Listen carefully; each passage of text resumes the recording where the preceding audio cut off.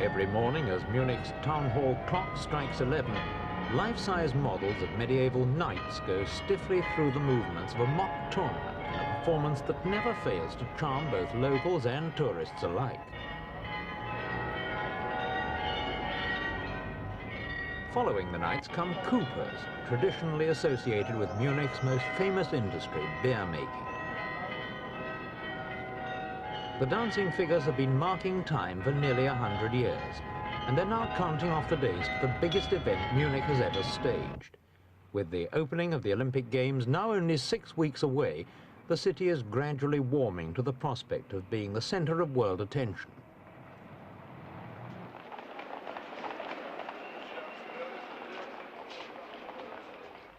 Munich's citizens are quietly proud to be hosts to this year's Games. Theirs is the fastest growing city in West Germany, with over 1.25 million people, and they see the decision to hold the Olympics here as strengthening the city's claim to be the unofficial capital of the Federal Republic.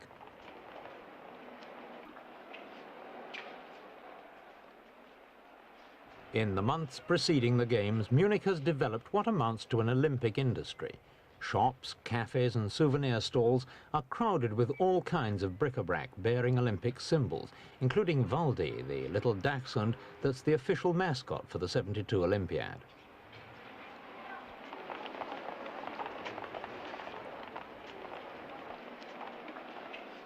Munich's pedestrians have had little to cheer about in the last few years as they've seen their city virtually torn apart around their feet. There's a feeling of relief now that the steam hammers have gone and the mud and sand have been cleared away. Relief mixed with a newfound pride in the modern road and rail network that has emerged from the rubble. The great advantage of the Olympic site is that it's only 5 kilometers north of Munich, and the planners believe the new road and rail systems will be able to convey about 85,000 spectators an hour to and from the sports complex.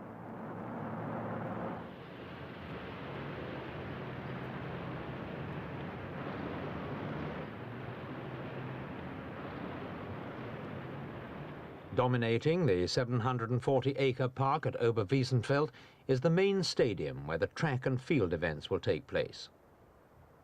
It cost £10 million to build and can hold 80,000 spectators.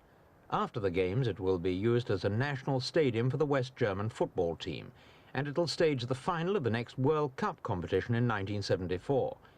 Meanwhile, the final touches are being made to the track in readiness for the opening ceremony on August the 26th.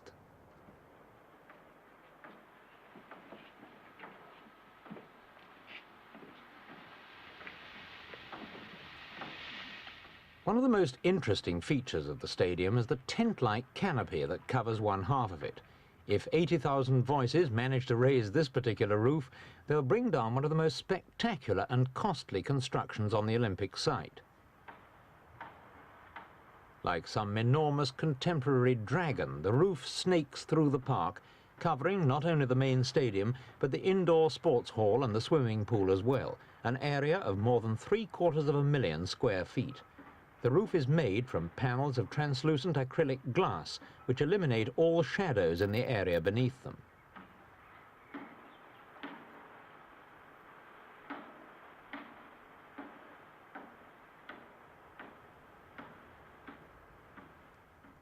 The whole remarkable structure is supported on pylons 250 feet high and held in place by steel hawsers. The original estimate of its cost was £4.5 million. It eventually cost nearly 5 times that. In all, there are 5 new stadia in the sports complex, and all of them are excitingly designed. This is the basketball hall with room for 6,000 spectators.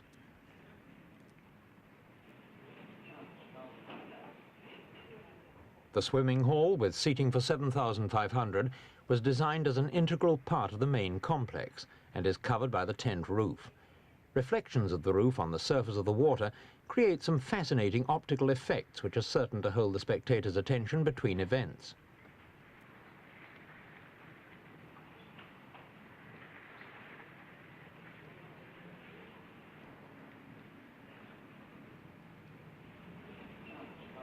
The cyclists, too, have their own stadium specially built for the occasion. The track, made from African hardwoods, has a 48-degree bank on the bends. About 5 miles from the Olympic Park, the rowing and canoe course has been gouged out of the Bavarian countryside. According to information in the official handouts, the capacity of its basin is equal to the beer consumption at 200 Munich Oktoberfests.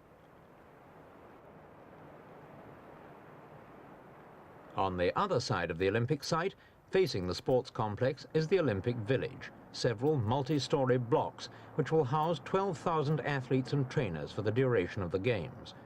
As with many other installations in the Olympic grounds, particular attention has been given to landscaping. The residential blocks open onto an expansive area of peace and quiet with pleasant walks and beautiful scenery. Among the man-made undulating hills are planted over 100,000 shrubs and 5,000 trees, some of which are 50 years old. They give the surroundings a natural, well-established look.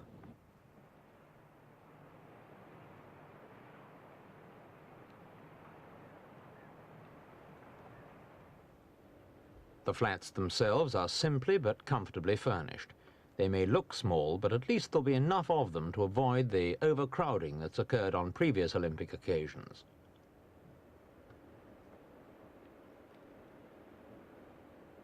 The press, too, have their own quarters, 2 multi-story buildings containing over 400 apartments and 14 other residential blocks with nearly 4,000 rooms. The flats don't belong to the city of Munich. They were built by private developers and have been rented out to the Olympic Committee for the period of the Games.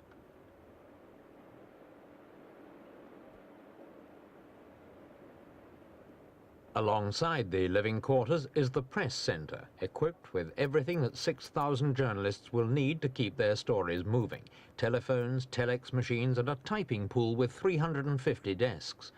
Different languages will present no problems. The typewriters provided will have over 140 different keyboards.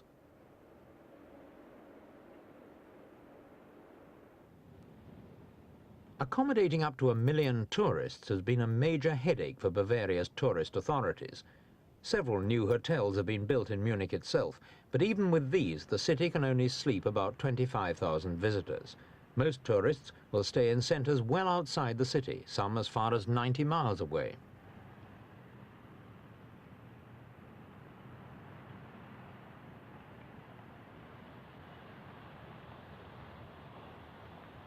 Those lucky enough to get a room in the city will find plenty to see. Munich takes its name from a monastic settlement that stood on the site many centuries ago. Its fortunes have fluctuated many times since then, but perhaps its greatest period came under the rule of this man, King Ludwig I. In a 23-year reign in the first half of the 19th century, he filled the city's palaces, churches and museums with priceless works of art. The street that bears his name still retains today the classical lines he laid down over a century ago.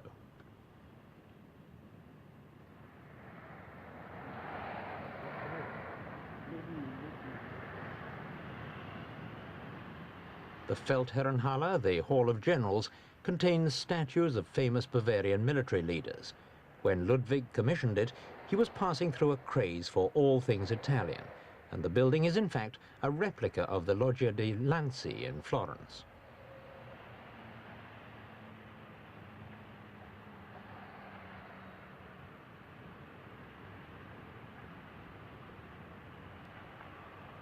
Not far from the Feldherrenhalle is another building in the Italian style, the beautiful Baroque Theatinerkirche, spiritual home of the Theatin monks. Founded in 1663, it was reconstructed in 1768 and was finally remodeled to its present form on Ludwig's instructions. Munich has been called the German Rome, and this is one of its most Roman monuments, the Siegestor, or Triumphal Arch. It's a direct copy of the Constantine Arch in Rome.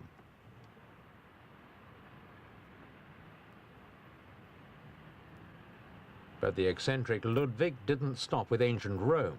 His passion for the monumental splendors of antiquity led him to construct this enormous building, the Propylaeon, a massive imitation of the entrance to the Acropolis in Athens. The building is now used as a museum for classical Greek sculptures.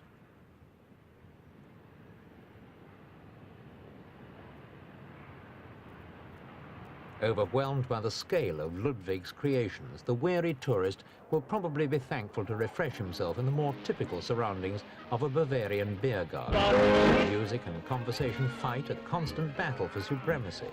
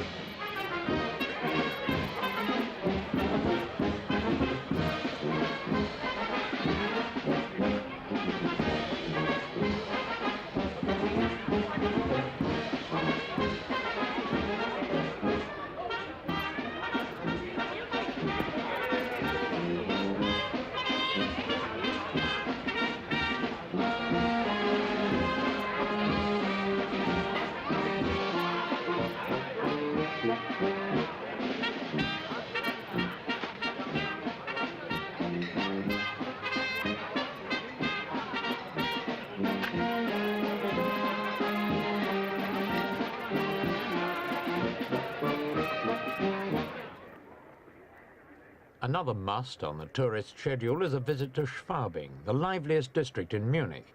Schwabing's heyday was really before the First World War, but it still retains something of its once bohemian character. Anyway, it's the nearest Munich can get to the Left Bank in Paris or Greenwich Village, New York.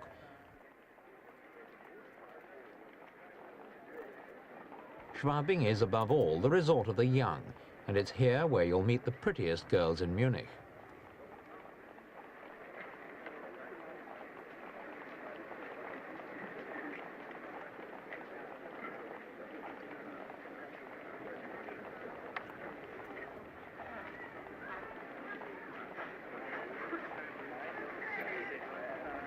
But it's really at night that Schwabing comes alive in scores of nightclubs, wine taverns, old inns and street cafes.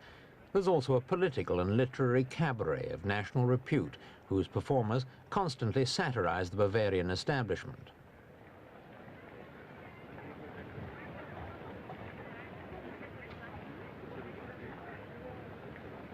Even on a normal summer evening, Schwabing is a crowded place. With a few 100,000 extra tourists this year, nobody would be surprised if it came to a complete standstill.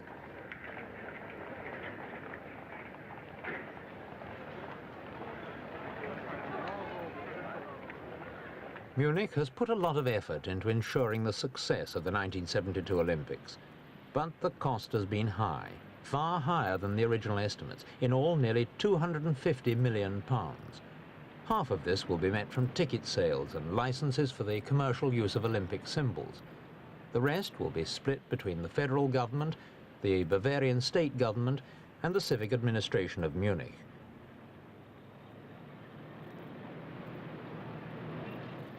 But Munich's politicians are not complaining. We asked the city's mayor, Hans-Jochen Vogel, to sum up his feelings about the Games. After 36 years, the Olympic Games will take place again in Germany and the Federal Republic. This big event of 1972 will give plenty of information about the situation of the Germany of today about our problems, about our way of life. We expect that nearly 1 billion people all around the world will watch television reports, not only on the sporting events and the cultural program, but also reports and information about the daily life and the big problems of the people in this area. The reason why Munich applied for the Olympic Games, well, we had two reasons. Reason number one, we think it's still a good thing to support the Olympic idea. There's a lot of criticism, of course, but still in these days it is a very good thing that people all around the world meet each other on a very peaceful purpose. But we are politicians of this city, we are responsible for this city. So we had a second reason. The second reason was that in the time of preparation of the Olympic Games, we could establish many things which we wouldn't have got otherwise. I only remember the public transit system, the subway, the commuter system, the big pedestrian area, and then a great number of investments on the Olympic side, which we could establish with the help, financial help of the Federal Republic and the Free State of Bavaria. I think, after all, we made progress of more than 15 years within 6 or 7 years. And when the Games are over, Munich will be left with the most modern recreational and social complex in the world. But its citizens hope that that will not be the only legacy. Like many Germans, they'd like to believe that the experience of the Olympics will wipe out the memories of the past once and for all and introduce the world to a new and different Germany.